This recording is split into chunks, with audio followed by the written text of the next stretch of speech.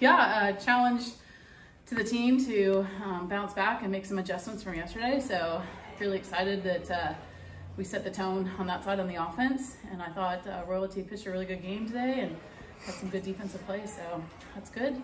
Good start. How does it feel to get the first one of the year, and how important was it to get off to a good start after last night?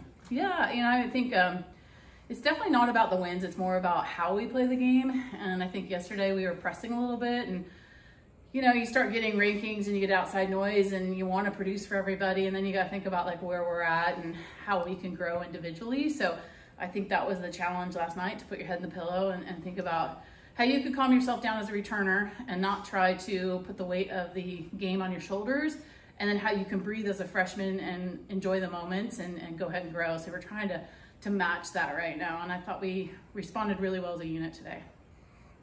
I think that was the 5th multi-homer game of Kaylee's career. It's not a very efforty swing. Just how does she generate power with such easy effort? Yeah, so I think Kaylee Harding is she's very athletic, and she's a great ball player, but in her later years, she's really worked on understanding how to hit and how to get to different pitches and really sell out for her plan at the plate and understand that piece. So I think she spends a lot of time coming in early, working on her craft and making sure that she's in a good spot. So it's always fun to see the kids, their junior and senior, really start to understand it and let it play. And that's definitely Kaylee's path so far. In the second, when they got the runner on third, after the ball hit off Kaylee's glove, just how good was it to see Allison kind of bear down and get you a 0 after you scored 3 in the first? Yeah, 100%.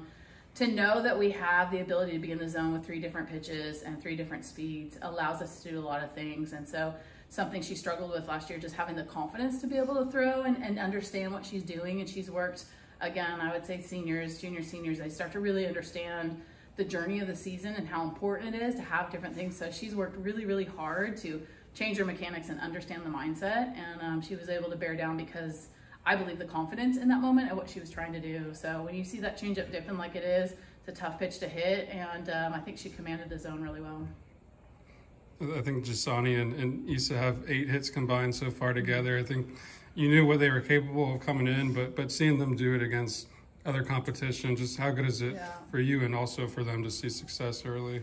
Yeah, I think, as you all get to know Jasony, she's an old soul. Like, she's just a worker. She's hungry. She's quiet, but she's super passionate.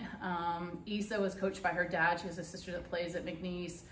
So she's coming from a college background and a coaching background. So, it's like she's put the pressure on her to perform at a level that she sees her sister doing what her dad wants. Jason is just wants to do the best for the team and loves the team. And so I think they work separately, put the pressure on them separately in different ways.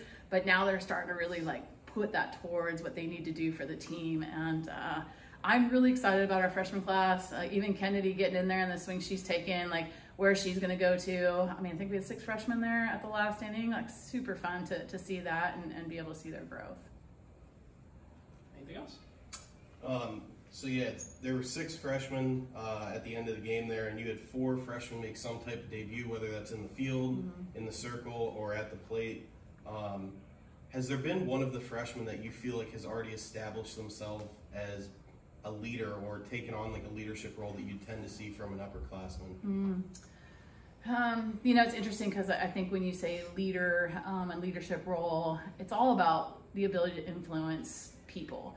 And that's really hard as a freshman to come in and learn the ropes and understand where you're going when you've never been there before, and then try to be a leader. But I will say that I do see our freshmen right now, they've found a voice. They feel like they have a voice on the team. So I would say that our upperclassmen have done a good job of knowing that locker room is a safe spot and that they can really be themselves and that they can be comfortable enough to be able to play. So the influence comes from the upperclassmen creating an environment for these kids to be kids, and they are having the ability to be super comfortable. So you see Ashton was a little nervous yesterday. She'll slide right into being able to do what she does because of the comfort there. I think Jason needs to get a little opportunities, to field some ground balls and get after it in some swings. But as we start to go, they're going to feel how they're contributing, and the comfort is going to start to match up to be one squad. And that's definitely a goal of ours right now. Regarding Harding's night, she had a phenomenal night. Obviously, 2 home runs, 7 RBIs. Hit 150 career RBIs tonight with those hits, and had the most RBIs in a game she's ever had.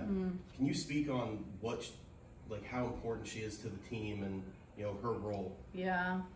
I mean, obviously on the transactional side of that, she's been a very clutch hitter for us and been a very clutch player in the sense of her utility ability. So she's been at first, she played the outfield, she could play some third. We brought her in as a catcher. Like she's very athletic. She can even play some shortstop, right? So I think when you look at the transactional side, what Ocho brings us is a lot of skill sets, and now starting to experience smart skill sets she's really starting to put to the table. So I think when you put her around what Janai's doing and Edenfield's doing, I mean, that's a pretty big 1, 2, 3, 4 punch, 5 punch right in there. But I think on the other side of it, as a leader, she does her work. So when you have people come in and they're having that success on the field, they're very athletic, they're very good, but they work. It's showing everyone else that it doesn't matter how good you are on the field. Every day you show up and you do your work. You do your prep work, you do your scouting, you talk. She's a very chill person. She doesn't have to be the voice, but her voice is the work that she's doing every day. So she's super consistent on that side. On a slightly unrelated note, with tomorrow being the memorial for Mike Martin Sr., have you talked to your team about and kind of conveying, some of what he meant to the school and some of his tactics that he used? What's like the overall feel regarding Coach Martin with your team, and have you implemented any of his strategies while I mean, the number one strategy you get from Coach Martin is family and love. I think that his teams always were combined. I mean, obviously his son played for him and coached with him. Carol's always around. She's part of the extra point club. Like, there's so much love for community and family in baseball that's one thing as a coach coming here, and you could see that going over there. So that's I think honestly a good strategy, right? Like, love your people and pour into them. And I think that we try to do everything we can to be what him and Coach Bowden were, the pillars of this place, and just legendary in what they've done. And we had a session the other day at practice. We ended practice with understanding. We have stickers on our helmets to honor 11, and I really wanted our freshmen and our team to know what he meant. So we had Link come over and chat with the team and tell some stories, and Chip Baker and Dane Smith, who've been with him for a long time in different roles of coaching or director of ops or equipment. So you have people that have been a part of his journey and a part of his family to speak to what Florida State means. And I think it's really important as an alumni of the program, which all these players will be. They'll watch a baseball game wherever they live, and they'll see Mike Martin out there, his name's on the field. And if you can really have passion to know what the people have done to pour into this place and what it means, it makes you a proud alumni. And then to honor everything he's done, that, we're able to, when you walk around, I walk around places and you hear people, bagel on Pensacola, and that is Coach Martin, and it's like an honor that people think they're making fun of it, but then like they know who he is, and he was very genuine.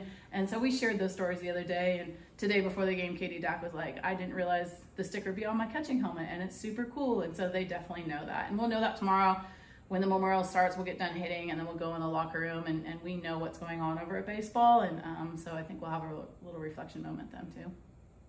Thank you. Yeah. Perfect.